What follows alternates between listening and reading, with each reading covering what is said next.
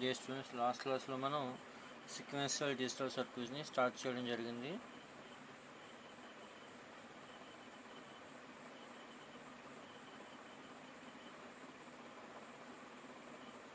Sequential digital circuits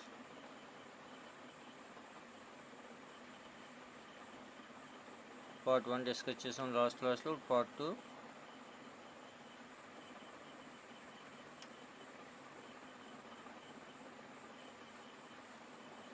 ఇంటికి sequential circuit అన్నట్లయితే ఏంటి? సీక్వెన్షియల్ సర్క్యూట్ ఇది nothing but is a combinational circuit with have memory. అర్థమైందమ్మా? Already మనం కాంబినేషనల్ సర్క్యూట్స్ గురించి కూడా డిస్కస్ చేసాం.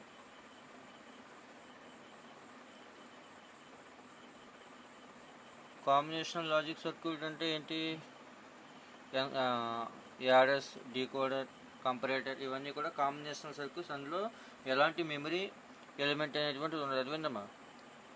ఎలాంటి మెమరీ ఎలిమెంట్ అనేటువంటి లాజిక్ సర్క్యూట్స్ని కాంబినేషనల్ సర్క్యూట్స్గా మనం చెప్పడం జరుగుతుంది. The combinational circuit have memory is called flip flop.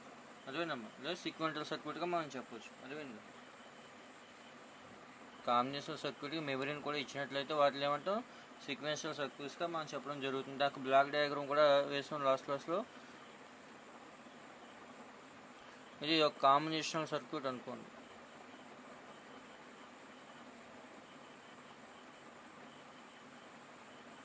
ఈ కాంబినేషనల్ సర్క్యూట్కి ఒక ఎక్స్టర్నల్ ఇన్పుట్ ఇచ్చారు.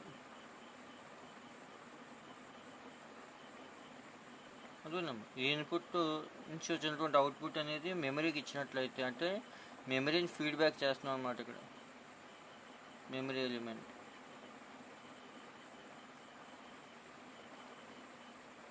అదేనా? అంటే ప్రజెంట్ ఇన్పుట్ అనేటువంటిది ప్రీవియస్ ఇన్పుట్ యొక్క అవుట్పుట్ మీద కూడా డిపెండ్ అవుతుంది అన్నమాట. ఇది ప్రజెంట్ అవుట్పుట్. ఇలాంటి సర్క్యూట్స్ని మనం సీక్వెన్షియల్ సర్క్యూట్స్గా మనం చెప్పడం జరుగుతుంది. అర్థమైందా? కాంబినేషనల్ సర్క్యూట్కి మనం మెమరీ ఇచ్చినట్లయితే దాన్ని సీక్వెన్షియల్ సర్క్యూట్గా మనం చెప్పొచ్చు. మళ్ళీ దీన్ని రెండు రకాలుగా విడగొట్టారని చెప్పడం జరిగింది. సింక్రోనస్ సీక్వెన్షియల్ సర్క్యూట్స్ ఒకటి, ఎసింక్రోనస్. సింక్రోనస్ అంటే ఏంటి? ఏ కాంబినేషనల్ సర్క్యూట్కి అయితే మనం క్లాక్ పల్స్ ఇచ్చామో దాన్ని సింక్రోనైజ్ సీక్వెన్షియల్ సర్క్యూట్గా మనం చెప్పడం జరుగుతుంది. అలా కాకుండా క్లాక్ పల్స్ కాకుండా ఒక అనలాగ్ పల్స్, ఇటువంటి పల్స్ ఇచ్చినట్లయితే ఇన్పుట్గా దాన్ని ఎసింక్రోనస్ సీక్వెన్షియల్ సర్క్యూట్గా చెప్పడం జరుగుతుందని చెప్పి, అలాగే లాస్ట్ క్లాస్లో కాంబినేషనల్ అలాగే సీక్వెన్షియల్ సర్క్యూట్స్కి డిఫరెన్సెస్ కూడా చూసాం. లాస్ట్ క్లాస్లో కాంబినేషనల్ సర్క్యూట్కి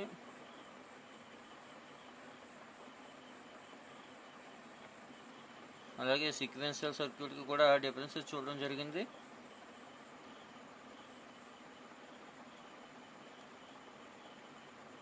అదేనమ్మా? ఈ కాంబినేషన్ సర్క్యూట్లో అవుట్పుట్ అనేటువంటిది ఏమవుతుంది? ఓన్లీ ఇన్పుట్ మీద మాత్రమే డిపెండ్ అవుతుంది. ఆ పర్టికులర్ ఇన్స్టెంట్లో ఇన్పుట్ మీద మాత్రమే డిపెండ్ అవుతుంది. ఇది ప్రీవియస్ ఇన్పుట్ మీద కూడా, ఇన్పుట్ హిస్టరీ మీద కూడా డిపెండ్ అవుతుంది. అలాగే మెమరీ ఎలిమెంట్ అనేటువంటి నీకు అవసరం లేదు, నీకు అవసరం. అలాగే డిజైనింగ్, ఇది ఈజీగా డిజైన్ చేయొచ్చు, ఇది హార్డర్ టు డిజైన్. అదేనమ్మా? అలాగే స్పీడ్ వచ్చి ఇది స్పీడ్గా వర్క్ చేస్తుంది, ఇది కంపేరిటివ్లీ స్లో. అలాగే కాస్ట్ వచ్చి ఇది ఎక్స్పెన్సివ్, అంటే ఎక్కువ రేట్ ఉంటుంది అన్నమాట. అలాగే ఇది చీపర్, ఇది తక్కువ ఖరీదు ఉంటుంది. అలాగే డిజైనింగ్ ఫ్లెక్సిబిలిటీ వచ్చి designer has a less flexibility. దీనికి లెస్ ఫ్లెక్సిబిలిటీ అనేటువంటి ఉంటుంది, దీనికి మోర్ ఫ్లెక్సిబిలిటీ అనేటువంటి ఉండడానికి అవకాశం ఉండదు. అలాగే క్లాక్ ఇన్పుట్, దీనికి అవసరం లేదు, నాట్ నీడెడ్. క్లాక్ ఇన్పుట్ అంటే ఇది, దీనికి అవసరం లేదు, దీనికి నీడెడ్. సీక్వెన్షియల్ సర్క్యూట్కి అయితే క్లాక్ ఇన్పుట్ ఇవ్వాలి, అది నీడెడ్. అది దీనికి ఎగ్జాంపుల్స్ వచ్చి యాడర్స్, డీకోడర్స్, కంపరేటర్స్ వాటిని ఎగ్జాంపుల్గా తీసుకోవచ్చు. దీనికి ఎగ్జాంపుల్ వచ్చి flip flops, counters.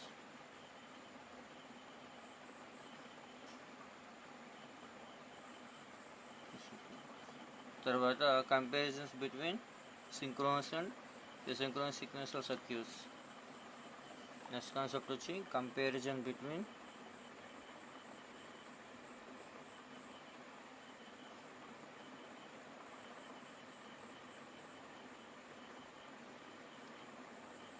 synchronous and asynchronous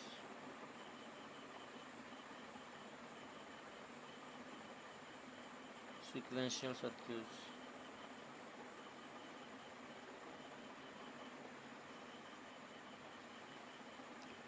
okay, సింక్రోనస్కి సింక్రోనస్ సర్క్యూట్స్కి మధ్య ఉన్న కంపారిజన్ చూద్దాం. అందులో సీరియల్ నెంబర్, పారామీటర్స్,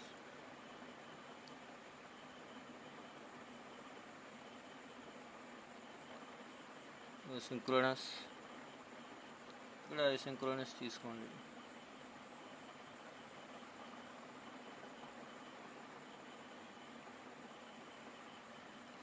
ఇందులో ఫస్ట్ పారామీటర్ వచ్చి behaviour.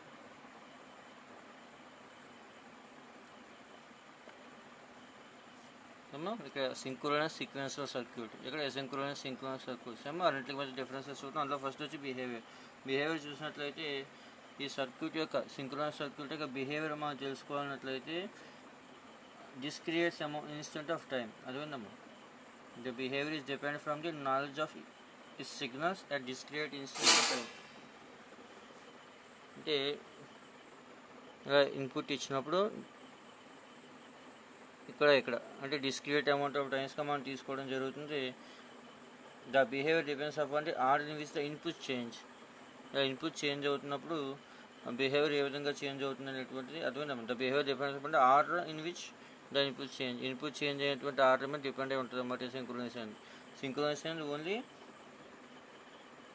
Knowledge of is signal to discrete is time instant of అంటే టైం మీద డిపెండ్ అవుతుంది. సింక్రోనైజ్ అనేటువంటి టైం మీద డిపెండ్ అవుతుంది. క్లాక్ ఇన్పుట్ మీద డిపెండ్ అవుతుంది, ఈ టైం మీద డిపెండ్ అవుతుంది అనమాట. అలాగే యాక్టివేషన్, రెండోది వచ్చి యాక్టివేషన్.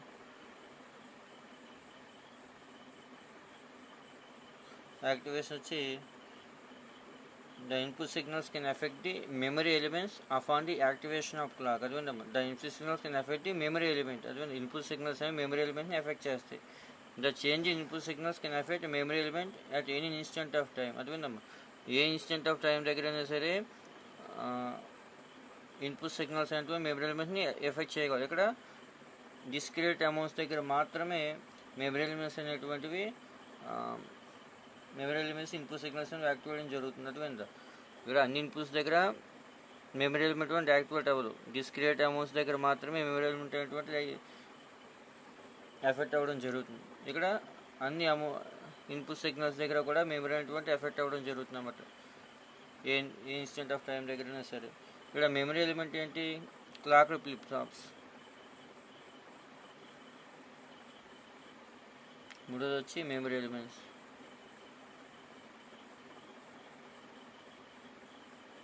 సింక్రోనస్ సర్క్యూట్స్ ఏంటంటే మెమరీ ఎలిమెంట్స్ ఏంటి? Clock flip flops.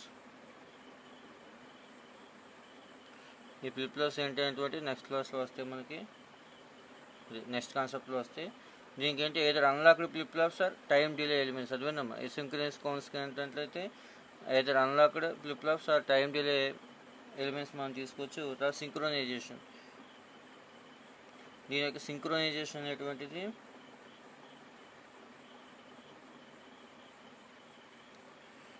Clock pulse మీద డిపెండ్ అవుతుంది.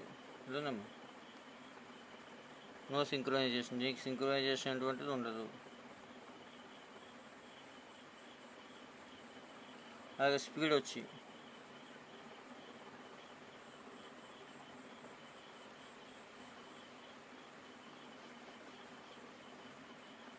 నెక్స్ట్ స్పీడ్, అలాగే డిజైనింగ్. సరే ఫస్ట్ డిజైనింగ్ చూద్దాం. డిజైనింగ్ వచ్చి ఇది ఈజియర్. సింక్రోనైజ్ అయితే ఈజియర్, ఎసింక్రోనైజ్ అయితే మోర్ డిఫికల్ట్. అదే అలాగే స్పీడ్ వచ్చి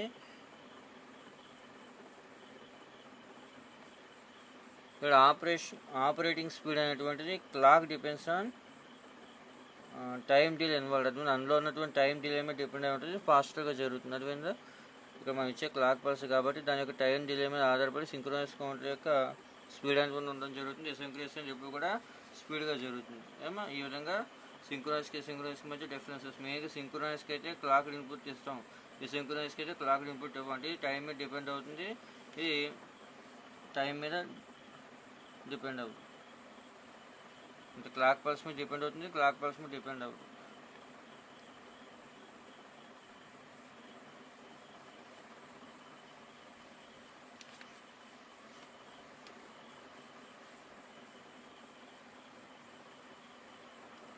తర్వాత స్టోరేజ్ ఎలిమెంట్స్.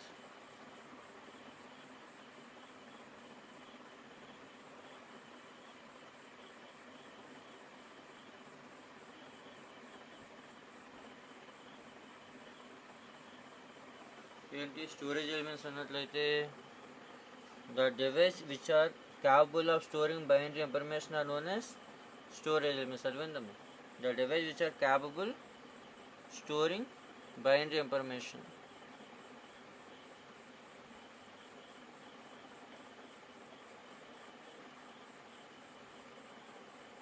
బైనరీ ఇన్ఫర్మేషన్ని స్టోర్ చేసుకునేటువంటి వాటిని మనం స్టోరేజ్ ఎలిమెంట్స్గా మనం చెప్పడం జరుగుతుంది. చదివిందమ్మా.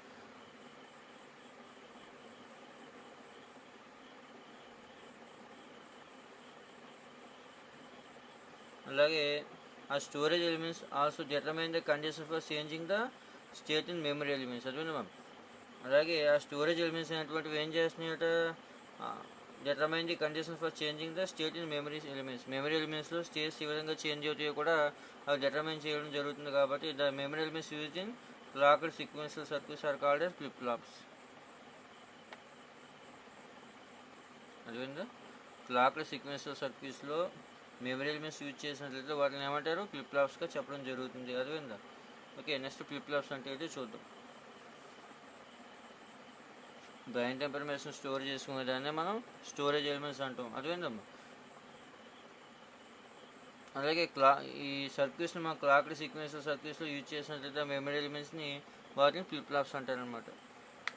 ఆ స్టోరింగ్ బైనరీ ఎలిమెంట్స్ని మనం క్లాక్డ్ సీక్వెన్షియల్ సర్క్యూట్లో యూజ్ చేస్తే వాటిని ఫ్లిప్ ఫ్లాప్స్ అంటారు. నెక్స్ట్ ఫ్లిప్ ఫ్లాప్స్ అంటే ఏంటో చూద్దాం.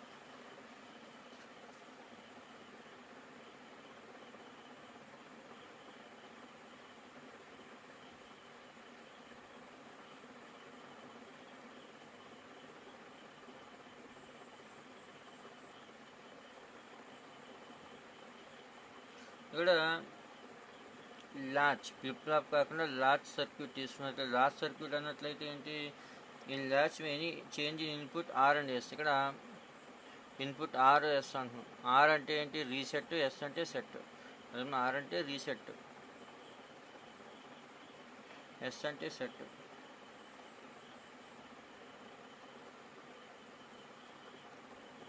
ఇక్కడ ఆర్కి ఎస్కి మనం ఇన్పుట్లు ఇచ్చినట్లయితే వెంటనే అవుట్పుట్గా కన్వర్ట్ అవ్వడం జరుగుతుంది. అది విందాము. వాటిని ల్యాచ్ సర్క్యూట్స్ అంటారు. ఆ ల్యాచ్ సర్క్యూట్స్ అనేటువంటివి ట్రిగ్గర్ ఇన్పుట్ మీద లేదా ఇన్పుట్ క్లాక్ మీద డిపెండ్ అవ్వవు. అది విందమ్మా. అలాంటి వాటిని ల్యాచ్ సర్క్యూట్స్ అంటారు. అలాంటి ల్యాచ్ సర్క్యూట్ మనం ఇన్పుట్ ట్రిగ్గర్ ఇచ్చినట్లయితే కనుక దాన్ని ఫ్లిప్ ఫ్లాప్ అంటాం. అది విందా. ఈ లాస్ట్ సిగ్నల్కి క్లాక్ పల్స్ ఉండదు. ఈ లాస్ట్ సిగ్నల్ క్లాక్ పల్స్ ఇచ్చినట్లయితే వాటిని ఏమంటాం, మనం ఫ్లిప్ ఫ్లాప్స్గా చెప్పడం జరుగుతుంది. ఇప్పుడు లాచెస్కి అలాగే ఫ్లిప్ ఫ్లాప్స్కి మధ్య ఉన్నటువంటి డిఫరెన్సెస్ చూద్దాం.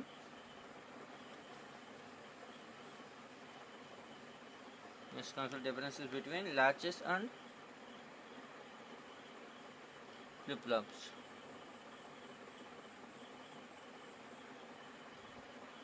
ఇంకా లాచెస్ అంటే ఏం చెప్తున్నాడు, a latch checks all its input continuously and changing outputs according at any time. అదేవిధంగా ఇక్కడ ఇన్పుట్ అనేటువంటి కంటిన్యూస్గా ఇవ్వడం జరుగుతుంది. అదేవిధంగా a latch checks all its input continuously. ఈ లాచ్ అంటే ఏంటి, ఇన్పుట్ అనేటువంటి కంటిన్యూస్గా తీసుకోవడం జరుగుతుంది. And change is output according at any time. అదేనమ్మా, and change is output accordingly at any time. అంటే ఏ టైంలో చూసినా దాని అవుట్పుట్ అనేటువంటిది చేంజ్ అవుతూ ఉంటుంది. అదేవిధంగా అదే ఫ్లిప్ ఫ్లాప్ తీసుకున్నట్లయితే flip flop input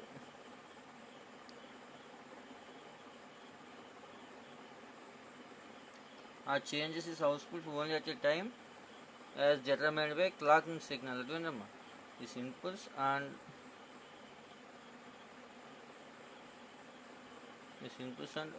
changes its outputs.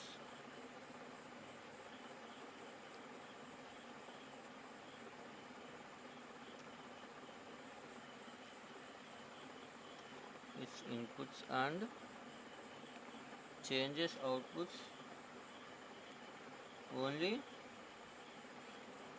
at a time as determined by clocking signal.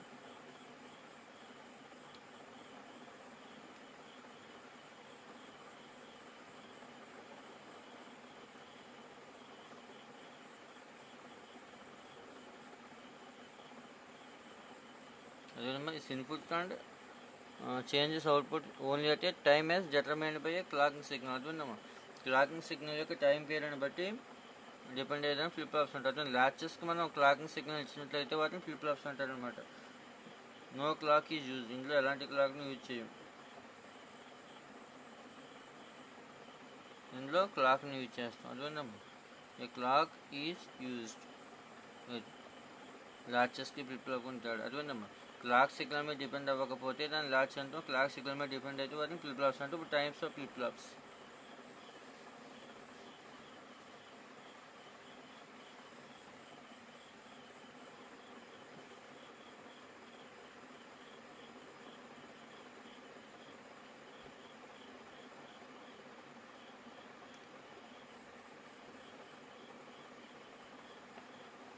Flip flops మనకి 5 రకాలుగా విడగొట్టారు. అదేంటంటే clocked RS flip flop,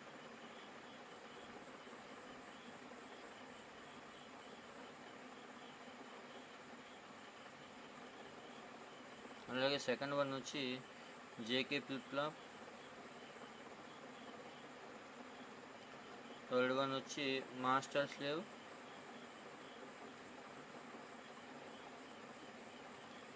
JK flip flop,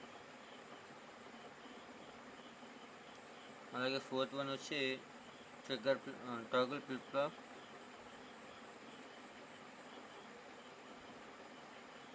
దీన్ని టీ ఫ్లిప్ ఫ్లాప్ అని కూడా అంటారు.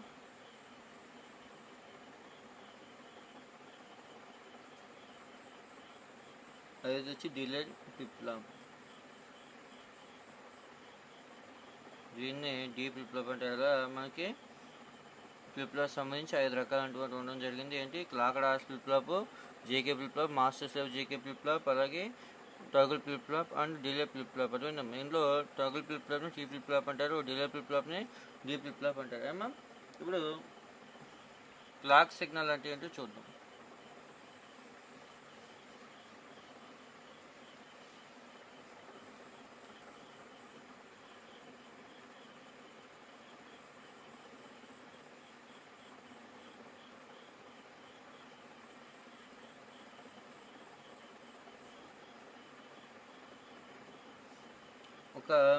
చూడండి, ఒక ఫ్లిప్ ఫ్లాప్కి మనం క్లాక్ సిగ్నల్ అప్లై చేసినట్లయితే అదేనమ్మా, ఈ state in the following 2 ways, దాని యొక్క స్టేట్స్ అంటూ 2 రకాలుగా ఉండడం జరుగుతుంది. ఫస్ట్ వచ్చి level triggering and the second one is S triggering.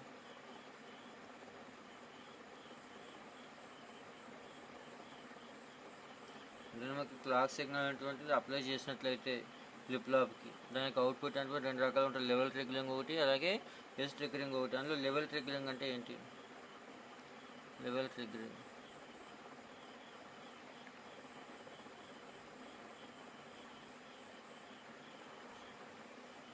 ఇందులో లెవెల్ ట్రిగ్గరింగ్ అంటే ఏం చెప్పొచ్చు, మరి ఇందులో 2 రకాలు ఉన్నాయి. ఏ వచ్చి పాజిటివ్ లెవెల్ ట్రిగ్గరింగ్,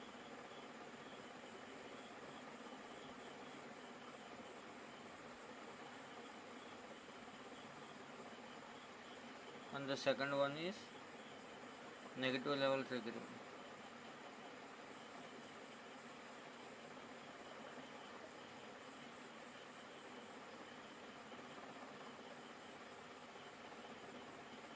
అదేనమ్మా, ఇక్కడ లెవెల్ ట్రిగ్గరింగ్ మళ్ళీ 2 రకాలు కూడా కొట్టారు, పాజిటివ్ లెవెల్ ట్రిగ్గరింగ్ ఒకటి, నెగిటివ్ లెవెల్ ట్రిగ్గరింగ్ ఒకటి. ఇందులో చూడండి, క్లాక్ పల్స్ తీసుకున్నట్లయితే కనుక ఎక్సైస్ మీద టైం తీసుకోండి, ఇది ఆర్జిన్ ఓ అనుకోండి, ఇక్కడ లో అవుతుంది. ఇది పాజిటివ్ లెవెల్ ట్రిగ్గరింగ్.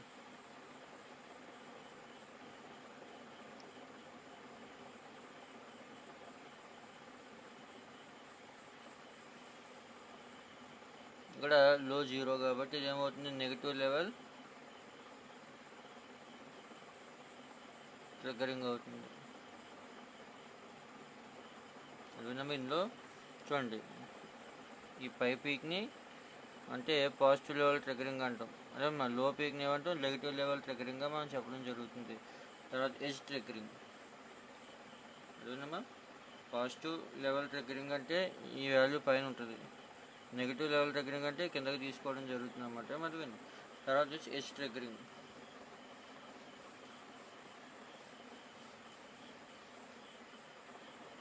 ఓకే, ఇప్పటి వరకు మనం లెవెల్ ట్రిగ్గరింగ్ గురించి నేర్చుకున్నాం కదా. అలాగే block diagram of flip flop ఏ విధంగా వేయాలంటే, ఈ విధంగా వేసి ఫ్లిప్ ఫ్లాప్ అని చెప్పడం కోసం ఎఫ్ఎఫ్ వేయండి. ఇది రీసెట్, ఇది సెట్. అలా అవుట్పుట్స్ వచ్చి క్యూ కాంప్లిమెంట్ అనమాట. మరి ఇలా క్లాక్ పల్స్ ఇస్తున్నామని చెప్పడం కోసం ఈ విధంగా వేసి ఇక్కడ సిఎల్కే అని రాయాలి. ఇది బ్లాక్ డయాగ్రామ్ ఆఫ్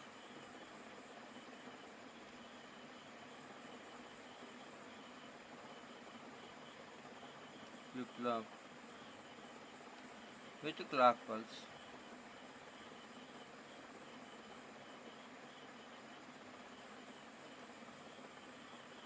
ఇక్కడ ఆర్ అంటే రీసెట్, ఎస్ అంటే సెట్. ఇలా 2 ఇన్పుట్లు ఇచ్చాం, క్లాక్ పల్స్ ఇచ్చాం. అటు క్యూ కాంప్లిమెంట్ అయినటువంటి 2 అవుట్పుట్లు అనేటువంటి రావడం జరుగుతుంది. ఇప్పుడు ఎడ్జ్ ట్రిగ్గరింగ్ తర్వాత కాన్సెప్ట్ వచ్చి ఎడ్జ్ ట్రిగ్గరింగ్.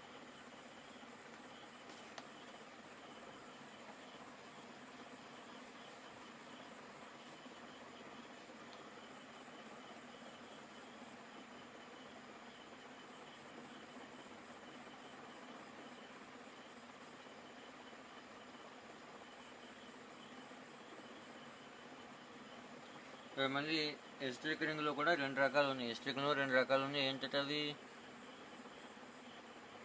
ఏ వచ్చి పాజిటివ్ ఎడ్జ్ ట్రిగ్గరింగ్,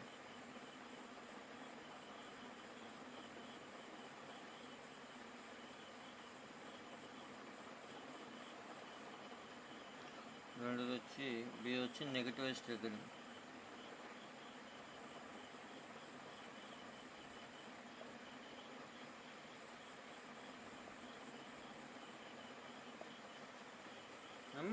ఇందులో మళ్ళీ పాజిటివ్ ఎడ్జ్ ట్రిగ్గరింగ్ అంటే ఏం చెప్తాం, ముందు క్లాక్ పల్స్ వేద్దాం.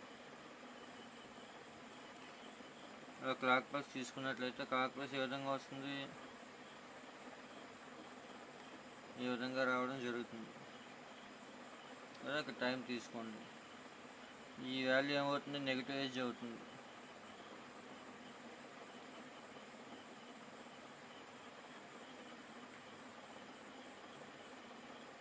ఇది నెగిటివ్ ఎడ్జ్ అవుతుంది, ఇది పాజిటివ్ ఎడ్జ్ అవుతుంది.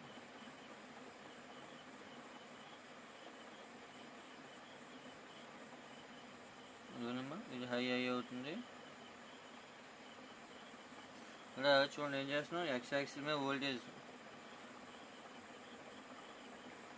అదేనమ్మా ఎక్స్ వోల్టేజ్, ఎక్స్ మీద టైం తీసుకుని గ్రాఫ్ గీస్తే గ్రాఫ్ ఈ విధంగా వస్తుంది. అదే ఇక్కడ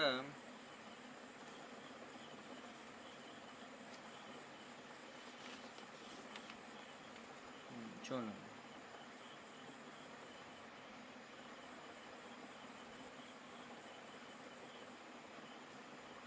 ఇక్కడ చూడండి పాజిటివ్ ఎడ్జ్ ట్రిగ్గరింగ్లో వాల్యూ ఏమవుతుందమ్మా, లో నుంచి హైకి ఇంక్రీజ్ అవ్వడం జరుగుతుంది. నెగిటివ్లో అయినట్లయితే ఏమవుతుంది, నెగిటివ్ నుంచి హైకి వాల్యూ ఇంక్రీజ్ అవ్వడం జరుగుతుంది అన్నమాట. Negative edge triggering. తర్వాత వచ్చి నెగిటివ్ ఎడ్జ్ ట్రిగ్గరింగ్.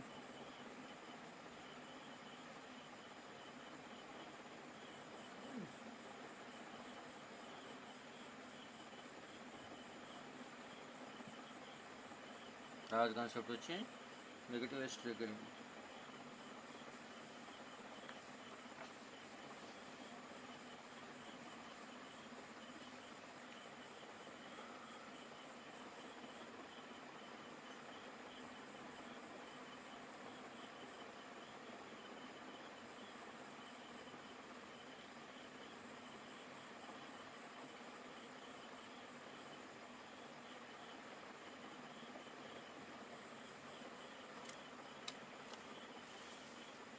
ఇంకా నెక్స్ట్ కాన్సెప్ట్ వచ్చి నెగిటివ్ ఎడ్జ్ ట్రిగ్గరింగ్ ఒకటి, అలాగే పాజిటివ్ ఎడ్జ్ ట్రిగ్గరింగ్ ఒకటి. ఇందులో ముందు నెగిటివ్ ఎడ్జ్ ట్రిగ్గరింగ్ గురించి నేర్చుకుందాం. చూడండి, ఇక్కడ ఎడ్జ్ ట్రిగ్గరింగ్కి 2 రకాలు అంటూ ఉండడం జరుగుతుంది. ఏంటి, పాజిటివ్ ఎడ్జ్ ట్రిగ్గరింగ్ ఒకటి, నెగిటివ్ ఎడ్జ్ ట్రిగ్గరింగ్ ఒకటి. ఇది వచ్చి పాజిటివ్ ఎడ్జ్ ట్రిగ్గరింగ్.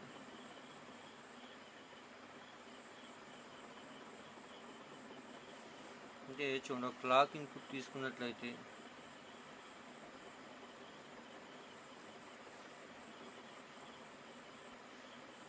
ఇది నెగటివ్ ఎడ్జ్ అంటాం.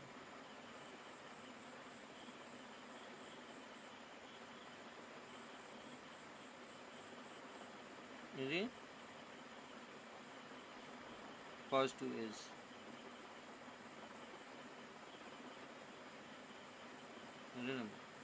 ఇక్కడ చూడండి, ఇది 0, ఇది 1 అనుకోండి. ఇది వోల్టేజ్. ఇక టైం తీసుకుని తర్వాత గమనించినట్లయితే ఈ పైన ఇన్పుట్ని హై అనుకోవచ్చు, కింద దాన్ని లో అనుకున్నట్లయితే ఇన్పుట్ అనేది లో నుంచి హైకి పెరుగుతున్నట్లయితే ఈ ఎడ్జ్ని పాజిటివ్ ఎడ్జ్గా చెప్పడం జరుగుతుంది. అలా కాకుండా హై నుంచి లోకి వచ్చినట్లయితే దాన్ని నెగిటివ్ ఎడ్జ్గా మనం చెప్పడం జరుగుతుంది. మన clock pulse changes from low to high, then the edge is called positive edge. If the input is changes from when the clock pulse is changed from high to low, then the pulse is called negative edge pulse. Okay.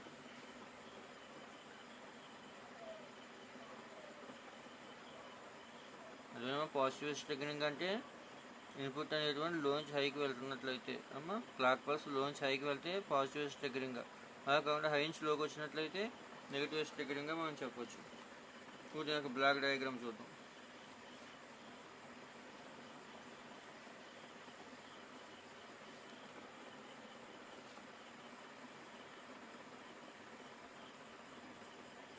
ఇలా ఒక RS flip flop తీసుకుందాం.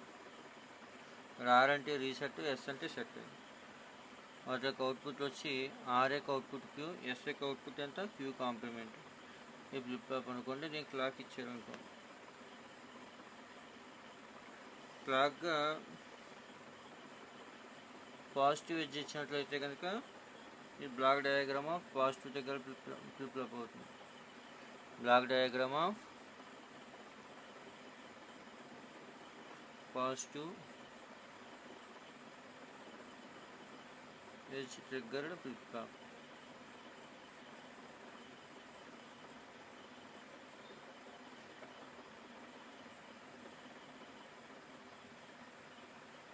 అలా కాకుండా negative edge triggering ఇచ్చామనుకోండి, అదేవిధంగా ఇప్పుడు దీనికి మనం ఇన్పుట్ని ఈ విధంగా ఇచ్చామనుకోండి,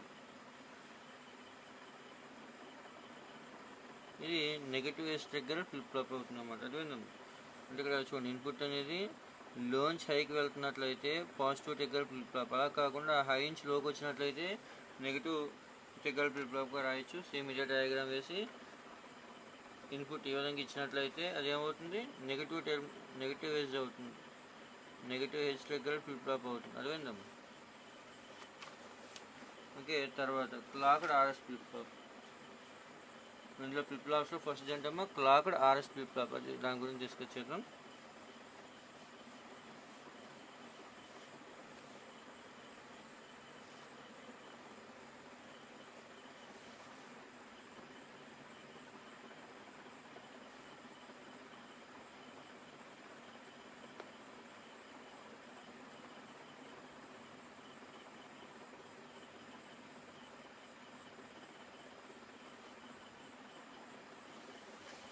ఇప్పుడు ఈ క్లాక్డ్ ఆర్ఎస్ ఫ్లిప్ ఫ్లాప్ మనం ఏం చేస్తున్నామంటే చూడండి,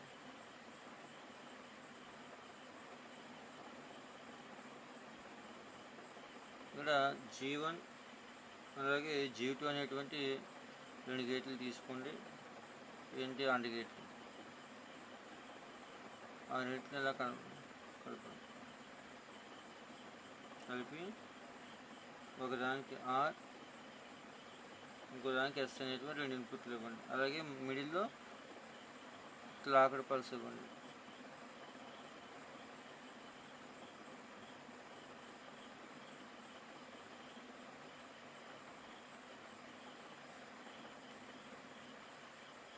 ఇక్కడ ఈ గేట్లని స్టీరింగ్ గేట్స్ అంటారు.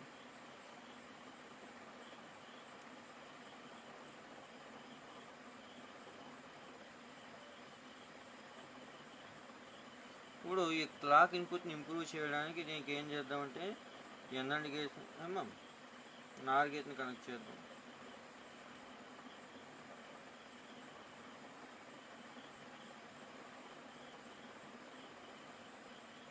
ఇది లాట్స్ అనమాట. ఇది బేసిక్ ఆర్ఎస్ లాట్స్ అంటుంది.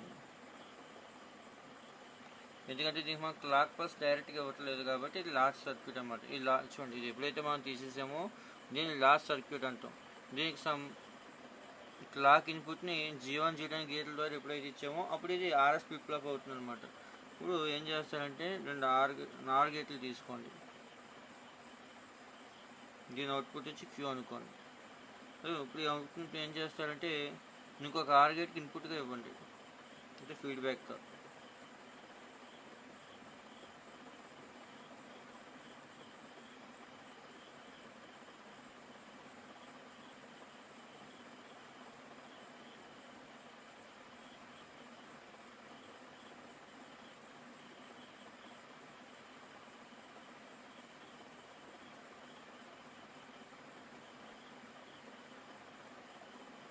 ఈ అవుట్పుట్ వచ్చి క్యూ కాంప్లిమెంట్ లేదా క్యూ బార్, అదేవిధంగా.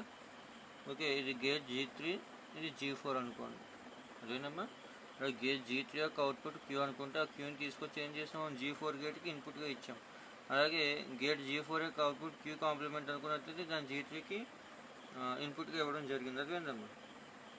ఇప్పుడు ఇందులో క్లాక్ వాల్యూ 0 అయినట్లయితే ఫ్లిప్ ఫ్లాప్ అని డిజేబుల్డ్ అవుతుంది, అదేందమ్మా. అలా కాకుండా 1 అయినట్లయితే కనుక, క్లాక్ హై అయినట్లయితే మాత్రం ఈ ఫ్లిప్ ఫ్లాప్ అనేటువంటిది వర్క్ చేయడం జరుగుతుంది అన్నమాట, అదేందా. ఇప్పుడు ఏం చేద్దామంటే క్లాక్ 1 అనుకోండి. ఇప్పుడు ఏం చేస్తారంటే ఫస్ట్ క్లాక్ వాల్యూ 1 అనుకోండి, అంటే క్లాక్ ఇన్పుట్ 1 అనుకోండి. క్లాక్ ఇన్పుట్ 0 అయినట్లయితే డిజేబుల్డ్ అవుతుంది. క్లాక్ వాల్యూ 1 అయినప్పుడు మాత్రమే ఈ సర్క్యూట్ అనేది వర్క్ చేయడం జరుగుతుంది. అందులో ఫస్ట్ కేసు ఏంటన్నట్లయితే కేసు 1 వచ్చి when r is equal to 0 s equal to 0. ఏమో కండిషన్ 1 వచ్చి r equal to 0 s equal to 0 అయితే ఏమవుతుంది, ఇక్కడ r equal to 0 s equal to 0 clock 1 అంటే ఈ కేసు ఏం తీసుకోవచ్చు, 0-1గా తీసుకోవచ్చు, అవునా.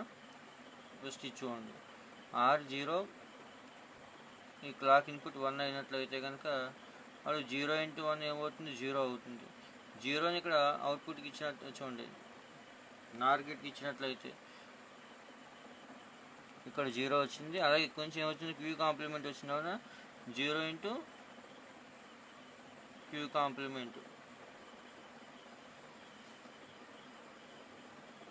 ఏమో హోల్ కాంప్లిమెంట్ అంటే ఏమవుతుంది, నో చేంజ్ ఇన్ ప్రీవియస్. ఇంకా చూడండి, 0 × క్యూ కాంప్లిమెంట్ అంటే 0 కాంప్లిమెంట్ అంటే 1 అవుతుంది, అంటే క్యూ 1 అవుతుంది. క్యూ కాంప్లిమెంట్ ఏమవుతుంది, 0 అవుతుంది. Q1 క్యూ కాంప్లిమెంట్ 0 అంటే దాంట్లో ఏంటిది, నో చేంజ్ స్టేట్ అనమాట. అదే దాంట్లో ముందు దానికి ఇప్పటికీ ఎలాంటి చేంజ్ లేదు. R = 0, S = 0, క్లాక్ 1 అయినట్లయితే అది నో చేంజ్ స్టేట్గా మనం చెప్పడం జరుగుతుంది, అది విందాం తర్వాత. అలా కాకుండా ఇక 2 ఇన్పుట్లు ఉన్నాయి కాబట్టి ఆ 2 ఇన్పుట్ని 4 రకాలుగా మనం రాసుకోవచ్చు. నెక్స్ట్ వచ్చి R0 S1 అయినట్లయితే, R0 S1 అయినట్లయితే ఇక్కడ R0, అలాగే క్లాక్ ఇన్పుట్ ఇప్పుడు 1. ఇంకా మిగిలిన అన్ని కేసుల్లో కూడా క్లాక్ ఇన్పుట్ 1 అనుకుంటే ఇప్పుడు R0 ఇది 1 కాబట్టి దీని అవుట్పుట్ ఏమవుతుంది, 0 అవుతుంది. G1 గేట్ యొక్క అవుట్పుట్ 0. ఆ అవుట్పుట్ని మనం ఏం చేసాం, G3 గేట్కి ఇన్పుట్గా ఇచ్చాం. అలాగే ఇక్కడ నుంచి ఏమొచ్చింది, క్యూ కాంప్లిమెంట్ అంటే 0 × క్యూ కాంప్లిమెంట్ అంటే 0. అప్పుడు ఏమవుతుంది, ఇక్కడ 0 × Q complement whole bar is equal to ఎంత అవుతుంది, 1 అవుతుంది. ఈ కేసులో కూడా ఎంత అవుతుంది, క్యూ 1 అవుతుంది. అలాగే క్యూ 1 అయినట్లయితే క్యూ బార్ ఎంత అవుతుందమ్మా, 0 అవుతుంది, అదేండి. తర్వాత థర్డ్ కేసు వచ్చి R1 S0, కేసు 3 వచ్చి R1 S0. ఇక్కడ R1 అయ్యి క్లాక్ ఇన్పుట్ కూడా 1 అయినట్లయితే 1 × 1 ఎంత అవుతుంది, ఇక్కడ 1 వస్తుంది. ఈ కేసులో G1 గేట్ యొక్క అవుట్పుట్ 1 వస్తుంది. ఇప్పుడు 1 × Q complement whole complement is equal to ఏం రాయొచ్చు, క్యూగా రాసుకోవచ్చు.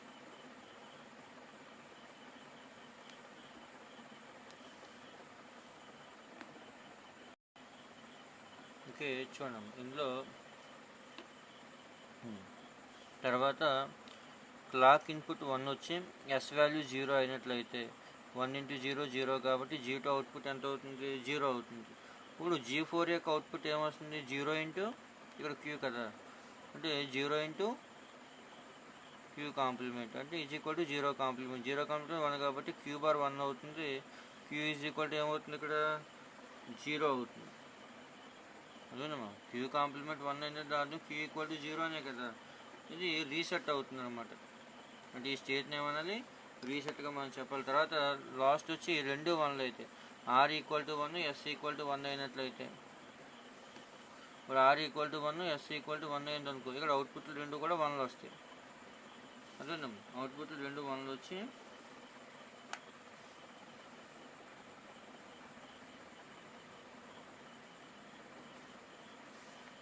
ఇప్పుడు ఏమవుతుంది? ప్రజెంట్ స్టేట్ యొక్క అవుట్పుట్ ఏమవుతుంది? 1 into Q complement is equal to Q complement whole complement equal to Q అవుతుంది. అలాగే ఇక్కడ కూడా 1 into Q whole complement equal to Q complement అవుతుంది. అర్థమైందా?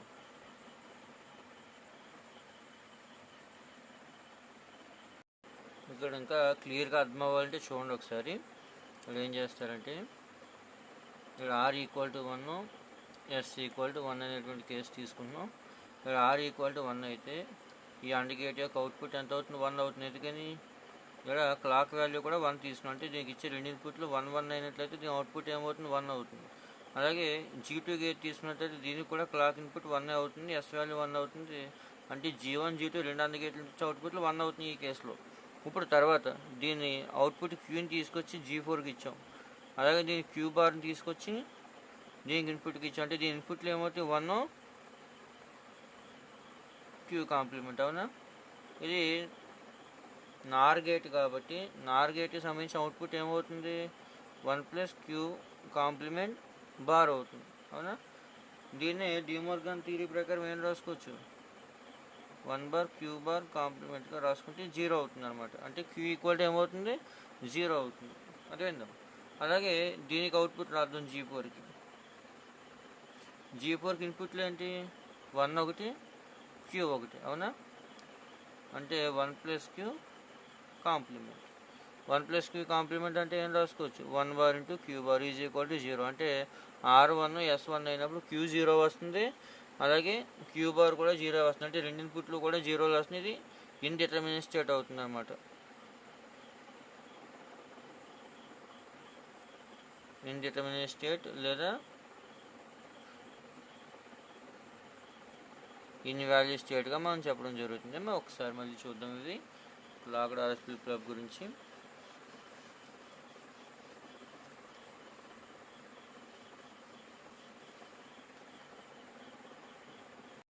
ఓకే, చూడండి ఇక్కడ క్లాక్డ్ RS సిగ్నల్ని మనం ఏ విధంగా వేయచ్చు? RS ఫ్లిప్ ఫ్లాప్ని రెండు AND గేట్లు తీసుకోండి. దీని G1 అనుకోండి, ఈ గేట్ని G2 అనుకోండి. రెండు గేట్ని కనెక్ట్ చేసి మధ్యలో క్లాక్ని ఇవ్వండి. ఇది క్లాక్ అనమాట. ఇప్పుడు ఈ సర్క్యూట్ని ఏమంటామంటే మనం స్టీరింగ్ సర్క్యూట్గా మనం చెప్పడం జరుగుతుంది. అర్థమైందా? ఈ గేట్ని స్టీరింగ్ రేస్గా మనం చెప్పడం జరుగుతుంది. ఇప్పుడు దీన్ని తీసుకుని వెళ్ళి బేసిక్ RS లాచ్ కలపాలి. ఈ లాచ్ సర్క్యూట్లో మనం ఏం చేస్తామంటే రెండు నార్ గేట్లను యూజ్ చేస్తున్నాం. నార్ గేట్లు G3 G4గా నార్ గేట్లను యూజ్ చేస్తున్నాం. ఇప్పుడు దీని అవుట్పుట్ వచ్చి క్యూ అనుకోండి, దీని అవుట్పుట్ వచ్చి క్యూ కాంప్లిమెంట్ లేదా క్యూ బార్ అనుకోండి. ఇప్పుడు దీని అవుట్పుట్ని తీసుకుని వచ్చి G3 యొక్క అవుట్పుట్ని తీసుకుని వచ్చి అది క్యూని తీసుకొచ్చి G4 కలపాలి. అలాగే G4 యొక్క అవుట్పుట్ని తీసుకొచ్చి G3 కనెక్ట్ చేయాలి. అదేంటమ్మా?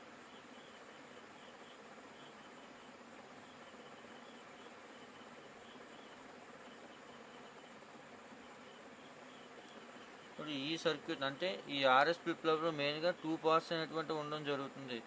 దీన్ని ఏమంటున్నామంటే బేసిక్ RS లాచ్ అంటాం.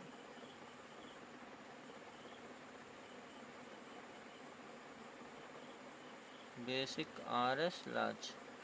లాచ్ సర్క్యూట్ అంటే ఈ సర్క్యూట్కి మనం డైరెక్ట్గా క్లాక్ని కలపకపోయినట్లయితే దాన్ని లాచ్ అంటాం. దీనికి ఎప్పుడైతే క్లాక్ని కలుపుకొని వచ్చామో అప్పుడు ఇది ఫ్లిప్ ఫ్లాప్గా మారుతుంది అనమాట. మర్చిపోయింది. ఇందులో మళ్ళీ క్లాక్ సిగ్నల్ 0 అయినట్లయితే ఈ మొత్తం ఫ్లిప్ ఫ్లాప్ సర్క్యూట్ అనేటువంటిది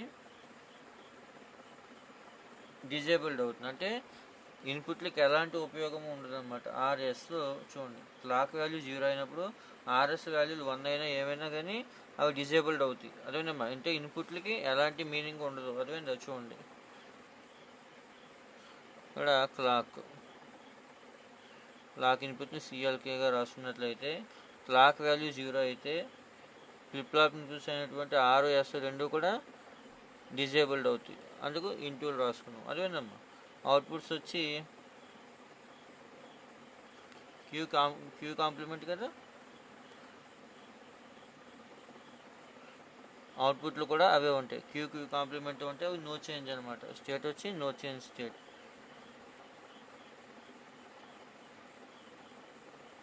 అదేనా ఇక్కడ చూడండి, ఎప్పుడైతే క్లాక్ వాల్యూ 0 అవుతుందో ఆర్ఎస్లు అనేటువంటివి ఏ వాల్యూస్ ఉన్నప్పటికైనా సరే అయితే అది 1 అయినా అవ్వచ్చు లేదా 0 అయినా అవ్వచ్చు. కాబట్టి క్యూ బార్లు అందుకని నో చేంజ్గా మనం తీసుకోవడం జరుగుతుంది. అది విన్నాం. తర్వాత వచ్చి క్లాక్ వాల్యూ 1 తీసుకోండి. క్లాక్ వాల్యూ ఇప్పుడు 1 తీసుకోండి. ఇప్పుడు ఆర్ఎస్ వాల్యూలు 2 ఇన్పుట్లు కాబట్టి 4 రకాల ఫేర్స్ అనేటువంటి రావడం జరుగుతుంది. అందులో ఫస్ట్ ఫేర్ 0 0 తీసుకోండి. అంటే R0 S0. R0 అయినప్పుడు క్లాక్ వాల్యూ 1 అయినప్పుడు ఏమో ఈ వాల్యూ 0 అవుతుంది. అలాగే అండిగేట్ యొక్క, ఎందుకంటే అండిగేట్ యొక్క అవుట్పుట్ ఏంటి, A ఇంటూ B కదా. A ఇంటూ B వాల్యూ ఏమవుతుంది, జీరోస్ అనేటువంటి రావడం జరుగుతుంది. ఇప్పుడు ఈ 0ని దీనికి ఇన్పుట్గా ఇచ్చాం. ఇప్పుడు G3కి ఇన్పుట్లు ఏంటి, 0 1 క్యూ కాంప్లిమెంట్ ఒకటి. అంటే నార్ గేట్ కాబట్టి 0 + క్యూ కాంప్లిమెంట్ ఓల్ కాంప్లిమెంట్ అవుతుంది. అదేనమ్మా ఈజ్ ఈక్వల్ టు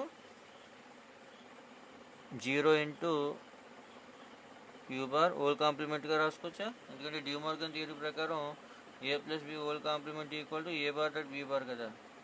అంటే 1 ఇంటూ క్యూ అంటే అవుట్పుట్ అనేటువంటిది క్యూ రావడం జరుగుతుంది. అదేనమ్మా. అలాగే G4కి ఏమవుతుంది, క్యూ ఇంటూ అదే Q plus 0 complement is equal to 0 complement into Q complement is equal to Q complement. ఇక్కడ 0 కాంప్లిమెంట్ ఉంది కదా, అంటే అవుట్పుట్స్ అనేటువంటివి చేంజ్ అవ్వట్లేదు. ఎన్సీ అని రాసుకోవచ్చు, నో చేంజ్ ఏమో అర్థమైందా. అంటే ప్రీవియస్ స్టేజ్లో ఏ అవుట్పుట్లు అయితే వచ్చినాయో ఇప్పుడు ఇన్పుట్ R0 S0 అయినప్పుడు కూడా అవే రావడం జరుగుతుంది. ఎలాంటి చేంజ్ లేదు. అలాగే నెక్స్ట్ వచ్చి క్లాక్ వాల్యూ 1 ఇచ్చి R వాల్యూ 0 S వాల్యూ 1 ఇచ్చినట్లయితే అదేనమ్మా. ఇక్కడ R వాల్యూ 0 ఇచ్చి S వాల్యూ 1 ఇచ్చినట్టు క్లాక్ వాల్యూ 1 ఇస్తే ఒకటి ఇన్పుట్లు ఏమవుతుంది, 0 1. 0 1 అంటే అవుట్పుట్ 0 అవుతుంది. ఈ రెండు 1 అంటే దీని అవుట్పుట్ ఎంత అవుతుంది, 1 అవుతుంది. అంటే G1 అవుట్పుట్ వచ్చి 0, G2 అవుట్పుట్ వచ్చి 1 అవుతుంది. ఇప్పుడు దీనికి ఇన్పుట్లు ఏమవుతాయి, 0 క్యూ కాంప్లిమెంట్. అంటే నార్ గేట్ కాబట్టి 0 + క్యూ కాంప్లిమెంట్ ఓల్ కాంప్లిమెంట్గా రాసుకుంటే 0 complement Q complement whole complement is equal ఏం రాసుకోవచ్చు, క్యూ. అలాగే దీని వాల్యూ ఏమవుతుంది, G4కి Q plus 1 complement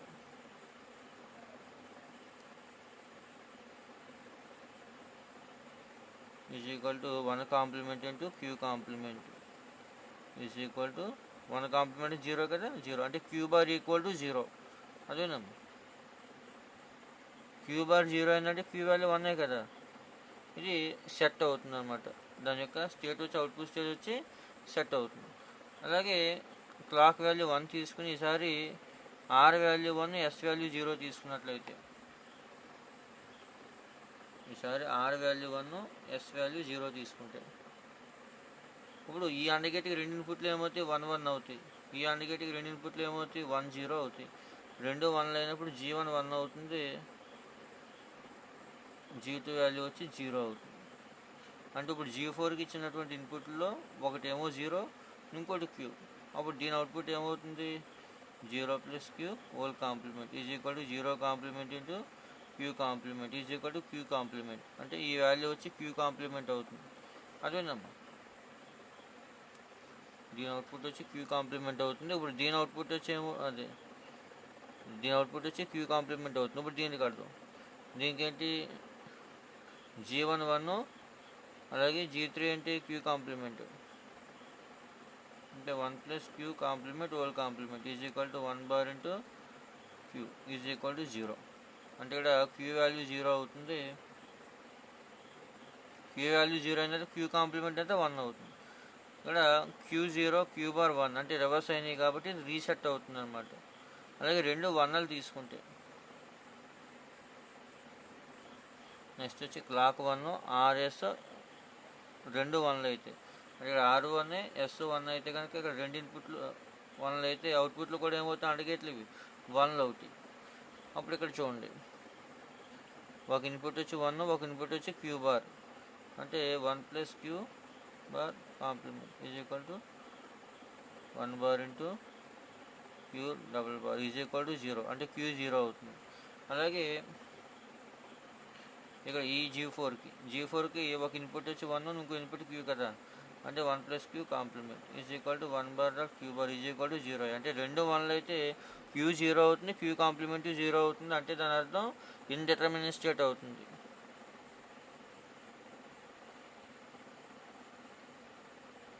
indeterminate stage అర్థమైందమ్మా. లేదు దీన్నే మనం ఇన్వాలిడ్ స్టేట్గా కూడా చెప్పడం జరుగుతుంది. ఇన్వాలిడ్ స్టేట్గా కూడా చెప్పవచ్చు. అర్థమైందమ్మా.